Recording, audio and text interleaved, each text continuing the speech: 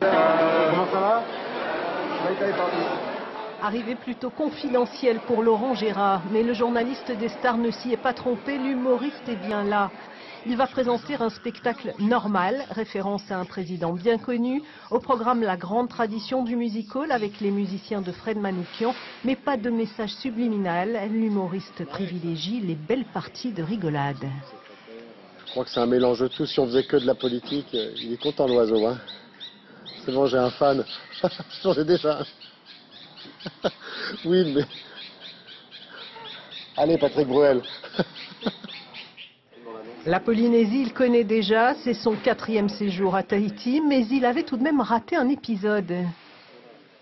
Non, ça fait un petit moment que je suis pas venu parce que j'avais encore les anciens billets. Donc j'ai retrouvé les anciens billets, très jolis. On m'a dit, ah, mais on peut encore s'en servir jusqu'au mois de septembre, c'est ça, mais, mais ils ne vont plus être valables, ceux-ci.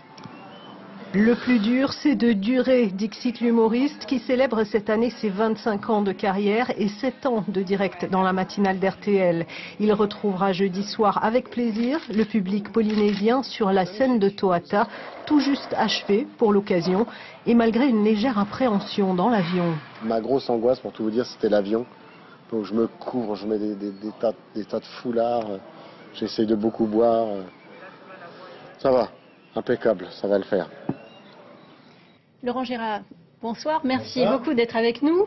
Normal, c'est le nom de votre spectacle. Est-ce que vous avez dû réactualiser le spectacle avec le récent remaniement ministériel en métropole? Ben oui, ça va trop vite là. Il se passe toujours un truc, donc on est obligé de réactualiser. On a même retravaillé un petit peu dans l'avion avec Frédéric Manoukian, parce que en fait, il faut savoir qu'on est sur une nouvelle version du spectacle et que du coup, eh bien... Il a 4 ans le spectacle. Non, là, c'est vraiment une nouvelle version. Il a vraiment changé. Donc, et il y aura même des exclusivités qu'on n'a jamais jouées pratiquement. Par exemple, qu'est-ce que... Ah, il y a un nouveau Sarko, il y a des nouvelles choses pour Hollande. Il y a plein de nouveautés. Il y a une nouvelle chanson, voilà. C'est agréable. Est-ce que Manuel Valls sera plus facile à imiter que Jean-Marc Ayrault? Oui, je pense qu'il sera un peu plus facile. Qu'est-ce qui le caractérise? Manuel Valls, c'est son sourire. Non, il a un phrasé qui est différent en meeting qu'en interview. En interview, il fait beaucoup de donc je suis en train d'essayer de m'occuper de son cas. Le président Hollande est bien sûr au cœur du spectacle. Quels sont les autres personnages que vous jouez?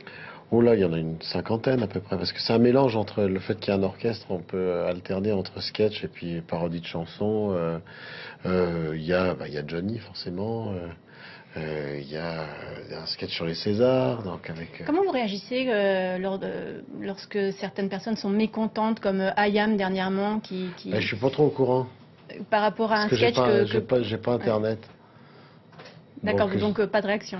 Non, puis je crois qu'on joue pas longtemps avec une balle qui rebondit pas, donc non, je réagis pas. Pour vous, quel est le concept? C'est comme pour un Caroline spectacle, Farid disait dans le reportage, c'est une partie de rigolade avant tout? Ah oui, on est dans la gaudriole, puis là en plus il y a qu'à se baisser, hein, c'est ce qu'on dit en ce moment, ils s'en passent tellement. Un président qui va faire du scooter pour aller voir sa maîtresse, c'était quand même du pain béni pour nous. Puis il y a eu toutes les affaires Strauss-Kahn, etc. Donc vraiment, non, en politique on est vraiment aidé. Je vais essayer de donner une touche un petit peu... Justement, est-ce que vous allez nous faire plaisir en imitant nos politiques, par exemple? Ah, c'est difficile, parce qu'il aurait fallu que je me plonge un peu plus longtemps, mais je vais en parler. Je vais en parler, forcément. Alors, notre accent, nos mimiques, nos gestuels, la fleur à l'oreille, est-ce que vous êtes sensible à ces spécificités locales? Ah bah oui. Est-ce que vous pourriez les reproduire En tout cas, je vais en parler, oui. C'est pour ça que c'est bien qu'on soit arrivé un petit peu quelques jours avant le spectacle. 4 fois que vous revenez, c'est la 4e en Polynésie. Avec une radio locale plaisir. retransmet vos chroniques sur RTL. Vous pensez parfois à ce public de l'outre-mer qui vous suit de loin? Mais oui, bien sûr, parce que justement maintenant avec même les podcasts, etc., je sais qu'on a des réactions par RTL par rapport à ça, et c'est vrai que ça fait plaisir. Avant c'était plus compliqué, maintenant je sais que c'est grâce à la technologie, on peut être écouté un peu partout et c'est très appréciable. Du coup, on peut venir faire des spectacles parce que voilà, ça crée un lien à l'année. 2 heures de spectacle, d'imitation, cela demande beaucoup de mémoire, mais aussi des cordes vocales particulières. Le CNRS s'est penché sur votre cas, expliquez-nous.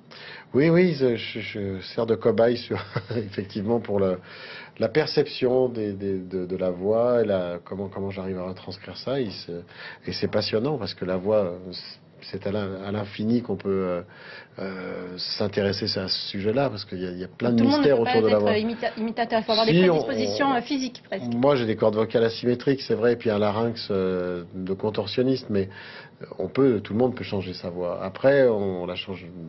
Moi, c'est parce que j'ai un défaut qui fait que j'ai pu le faire, quoi. Un peu plus précisément, on va dire. Laurent Gérard, merci beaucoup d'avoir accepté notre invitation. Je rappelle que votre spectacle aura lieu jeudi, place Tohata, à 20h. Ça sera terminé, elle sera seulement. Oui, normalement. Merci beaucoup. Merci beaucoup.